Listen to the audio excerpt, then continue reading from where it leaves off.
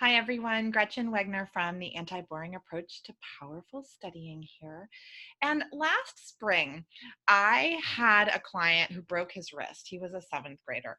And so he was in a cast for a really long time.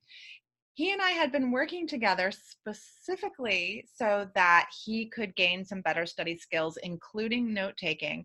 But what do you do when your wrist is broken and you need help with note taking?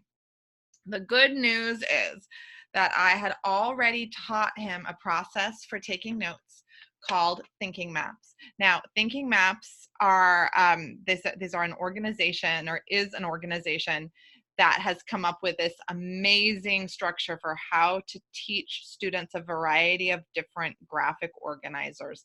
I highly recommend you Google thinking maps and look them up and see their webinar.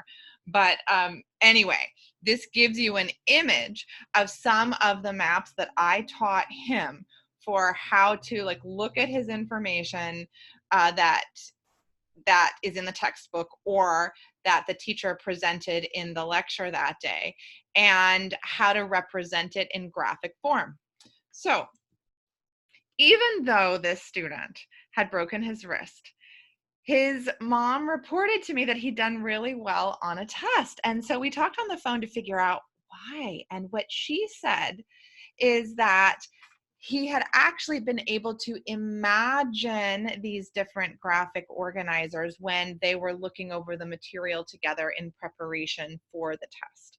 So once you have a nice solid graphic image for what your information looks like, you may not even always need to write it down. Just taking a moment to imagine it really could make a big difference. I hope this is useful to you.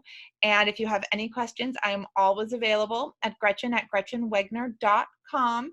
And also my course, The Anti-Boring Approach to Powerful Studying, is where you will find a little bit more about graphic organizers and a lot more information about study skills and time management and organization. So feel free to check that out on my website, gretchenwegner.com. Thanks, folks, and I'll see you next Wednesday. Bye.